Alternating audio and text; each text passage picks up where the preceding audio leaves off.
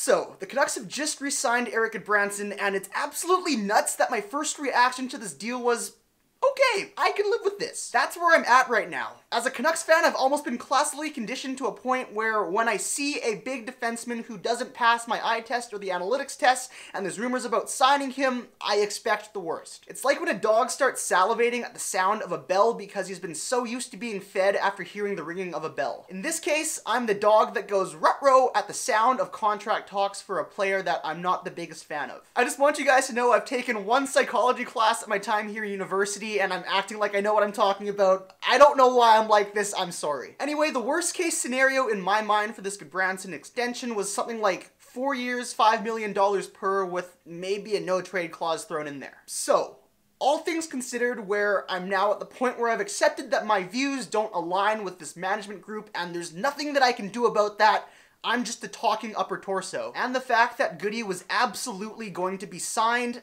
3 years at $4 million per without a no trade clause isn't the end of the world.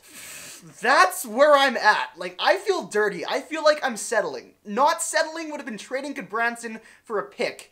Nick Holden just got traded today for a 3rd round pick. And I mean, I'm over getting upset about the extension of Jim Benning. It just feels like I'm preaching to the choir. But guys, when your only defense of Jim Benning during his tenure here was his drafting, why wouldn't you want him to make the most of that strength by acquiring as many chances at drafting a stud prospect? Okay, that's all I'm gonna say about that. Let's talk about why I've come to terms with this Gudbranson deal. Looking at his game from an eye test and analytical point of view, I don't love him, and that's without taking into account the dollar figure associated with him. He's a decent bottom pairing defender who's pretty mobile for his size. He does get beat, but I mean, he's playing in the NHL. That happens to everyone. What I'm trying to say is I wouldn't call his speed a liability in a bottom pairing role. I'd also argue that moving the puck isn't his strong suit, which isn't necessarily a bad thing, as he's often looking to make the safe play high and hard off the boards and out. It's just that it doesn't create as many chances for forwards in transition, as they're constantly having to chase down pucks rather than having control of the puck in the neutral zone. Physically, some games he dominates in that category, but other games he's pretty invisible. I wouldn't just look at hit statistics, as honestly, if you're hitting a lot, that kind of implies that you're playing without the puck, especially when that lines up with a low Corsi for percentage. Gudbranson, for example, is one of the top defenders in the league in hits per 60 with 8.5.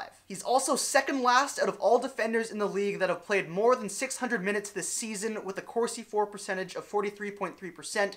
He's also 5th last in the league out of all defenders in Corsi for relative. Yeah, I'm happy that he's hitting people, and that's huge when you're playing in a 7-game series in the playoffs and you're trying to wear down the other team. I see the value there. But just know that you're sacrificing scoring chances for your team when he's out there on the ice trying to lay the body. Where does he fit in with the Canucks? Looking at him analytically, he actually ranks as one of the worst defenders in the league, but I don't believe statistics tells the entire story. I think he's an okay bottom pairing guy, and I think Travis Green feels the same way, as it's reflected in Gudbranson's per game ice time, as he ranks 6th out of all Canucks defensemen. Betting also keeps saying that he can protect the young guys coming up over the next few years, which is really, in my mind, why this signing happened. Grit on the back end for the Petterssons of the world who need some toughness on the team to make other teams think twice. It's just I can't really think of too many times when Gudbranson's jumped in at the aid of a teammate, other than the time when he fought Matt Martin after Martin tried to fight Stetcher in a game prior. But I will take management's word for it. I don't know what happens behind closed doors. I'm not really in the position to judge that. So 3 years and $4 million per for a bottom pairing defenseman who sometimes acts like a tough guy. Man, just saying that makes me question how I'm okay with this. But like I said, $4 million is a lot less than I thought it would be, so I guess I can live with it. 3 years is also decent term, and he doesn't have any clauses. The contract is also front-loaded, where he's earning $4.4 million next year, $4.6 million the year after, and $3 million in his final year. To me, that makes his contract seem very tradable. So let me know down in the comment section below how you feel about Erik Gudbranson and the re-signing. I'm especially curious to hear what the people who defended the Erik Gudbranson extension have to say about this signing. That's not an I told you so. I'm genuinely curious to hear what you guys have to say. I was on Team Trade Gutty, but this contract wasn't the worst possible scenario. I try to use facts to back up my opinions, which is why I like statistics so much. So please, if you like Gudbranson, please back it up with facts and don't just call me an idiot for disagreeing with your opinion. Also, please keep in mind all other possibilities other than signing Gudbranson. Ask yourself if Gutty is worth $4 million and if he's worth having on the team compared to what the return you could have got for him in a trade and then just signing a tough guy in free agency for a lot cheaper. If you're new to the channel, please consider hitting subscribe and joining all of us on this Canucks journey that no one knows the direction where it's going, but anyways, we'll all have fun together, or at least try to. And yeah, I will see you guys next time.